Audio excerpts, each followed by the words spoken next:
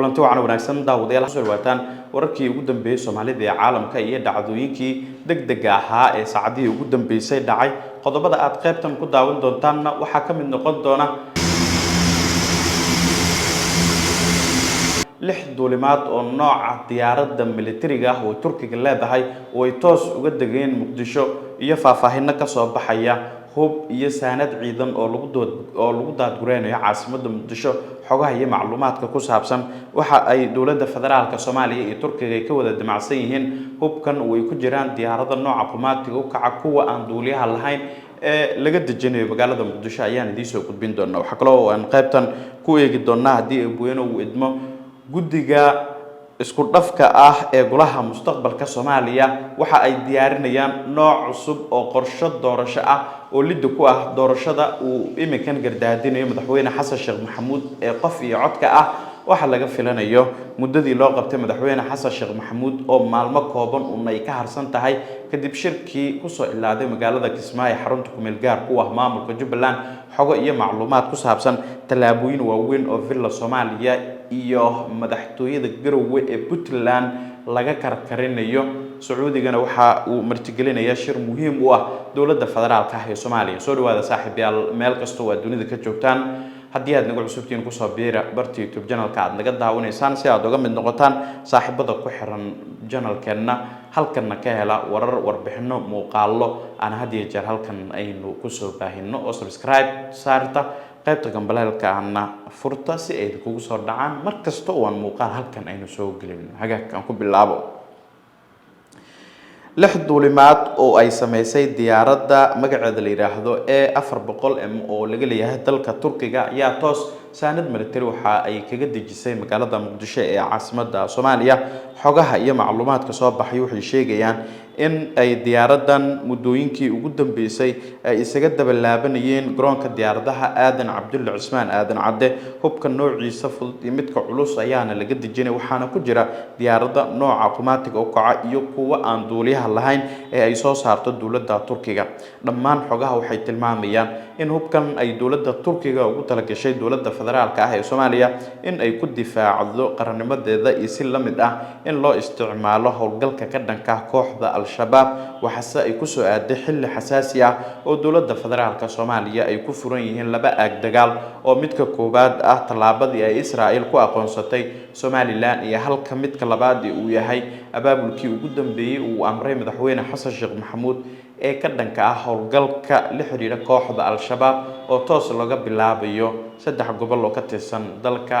Galgaduud Hiiraan iyo Shabeellada Dhexe oo deegaano dhowr ah oo kooxdan sanado ka hor laga saaray ay dib ugu soo laabteen waxaana jirta in xubno ka tirsan wasaaradda arrimaha dibadda ee Turkiga iyana diyaarado qaas ah ay keeneen magaalada Muqdisho ee caasimadda Soomaaliya wax kale oo jira saraakiil ciidan oo dawladda Turkiga ka socda oo iyana toos u yimid magaalada Muqdisho waxa dhamaantooda ay la kulmayaan xubno ka tirsan dawladda federaalka ah ee Soomaaliya waxaana la karkarinayaa qorshaha dagaal ee labada aag ee ku fogan ee la xiriira midda ilaalinta madaxbanaanida ee qarannimada Soomaaliya waxa la rumaysan ciidan toddobaadkii hore uu tababar u soo xiray wasiirka gaashaandhigga xukuumadda federaalka ah ee Soomaaliya sida tooska ah loogu talagalay inay ka howlgalaan deegaano ka tirsan gobolada waqooyi galbeed ee Soomaaliya halkaas oo si toos ah dawladda federaalka ah ee Soomaaliya uga fulin doonto howlgal lagu difaacayo qarannimada Soomaaliya waxaana buddig u noqon doona magaalada Laascaanood ee xarunta u ah dawlad goboleedka Soomaaliyeed ee waqooyi bari hubkan la keenay Muqdisho waxa uu qorshuhu yahay maalmaha soo aadan iyadoo oo ay wataan ciidamada loogu talagalay hubkan in lagu qalabeeyo ay ka digi doonaan Laascaanood kadibna ay uga sii gudbi doonaan deegaanada kale ee hoos yimaada magaalooyinka dawlad goboleedka Soomaaliyeed ee waqooyi bari iyo maamulka Somaliland waxa uu qorshuhu yahay in ciidankan ay gaaraan jiidaha hore ee dagaalka og ilaa waxa ay gaari doonaan cirgaabo uu qorshuhu yahay waxana ay si isdaba joog ah ay uga hortagi doonaan qorshe kasta oo ay Israa'iil isugu ballaarin lahayd deegaanada maamulka waqooyi galbeed ee Soomaaliya xogaha iyo macluumaadka soo baxay qaarkood waxay sheegayaan in halka loo asteeyay in saldhig military ay ka samaysato Israa'iil ay suurtagal tahay in ciidankan la geeyo iyagoo isticmaalaya hubkan ay dawladda Turkiga ku soo daadgureynayso gudaha Soomaaliya turkiga waxay si cad u ballan qaadeen inay taageero aan ka gambasho lahayn ay siinayaan dowladda federaalka ah ee Soomaaliya waxaana dowladda turkiga ay muujisay niyad wanaagga ay u hayso dowladda federaalka ah ee Soomaaliya waxaana si la mid ah ay dowladda turkiga si cad u sheegtay inay ka hortimid waxa loogu yeeray aqoonsiga ay siisay gumeystaha Israel dhulka Soomaaliyeed qayb ka mid ah oo Somaliland ay u aqoonsatay dal ka madax bannaan Soomaaliya inteeda kale wasiirka arrimaha dibadda ee dowladda turkiga oo si isdaba joog ah warbaahinta muddooyinkii ugu dambeysay ka soo muuqanayay waxa uu si adag kaga hadlay qadiyadan isagoo oo tilmaamay in arrintan ay tahay mid khasaaro weyn ku ah jiritaanka maamulka Somaliland uu sheegay in ay tahay in ay qaadeen wada halis ah oo ay adag tahay inay ka soo qabtaan wasiirka arrimaha dibadda ee dowladda turkiga Hakan Fidan ahna gacanta midig ee madaxweynaha dalka turkiga Rajab Tayyip Erdogan ayaa xiriiro toos ah waxa uu la sameeyay dalalka caalamka oo xiriiradan diblomaasiyadeed waxay ku qotamaan isagoo isticmaalaya magaca Soomaaliya inuu kula macaamilayo oo ah in la hakiyo dhaqdhaqaaq kasta oo taageeri kara tallaabadii Israel ay u qaaday in Somaliland aqoonsi ay ku siisay wuxuu kale uu sheegay in xiriiro ay sameeyeen ay ku guuleysatay dowladda turkiga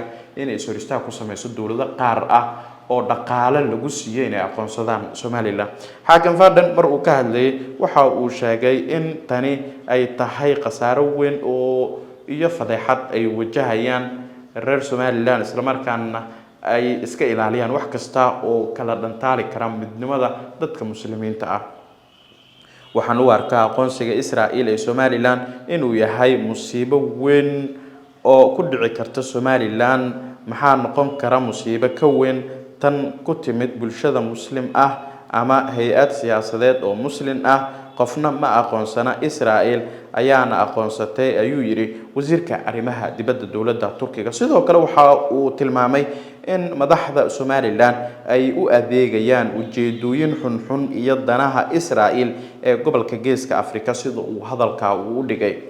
ma ahan sababta aad tahay laakiin sababta oo ah waxa aad u adeegaysaa ujeedada xun ee siyaasadooyinka gobolka hadii ilaah ku ogolaaday arintan waa ceeb iyo ciqaab weyn dhab ahaantii tani waxa ay ka dhigan tahay in qof u baahan yahay inuu isxakameeyo ayuu yiri wasiirka arrimaha dibadda dowladda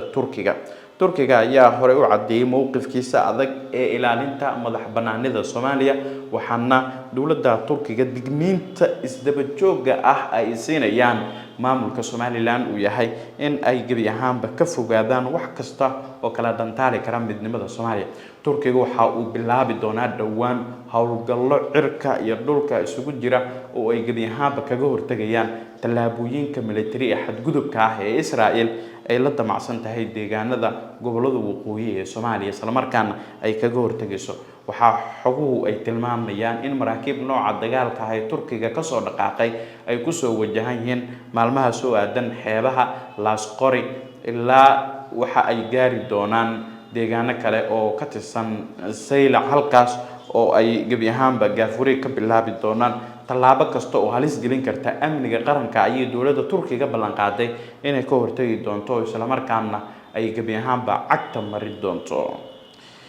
markan haddii aynu eegnana golaha la magac baxay mustaqbalka Soomaaliya waxa uu shir uga soconayaa deegaanada maamulka Puntland iyaga oo imikan diyaarinaya qorshe doorasho oo ay doonayaan in ay ku wajahaan marka uu ilaado waqtigii loo qabtay madaxweyne Xasan Sheekh Maxamuud ee ahayd in uu fidiyo gogol ay ku wada hadli karaan saamileyda siyaasadda Soomaaliya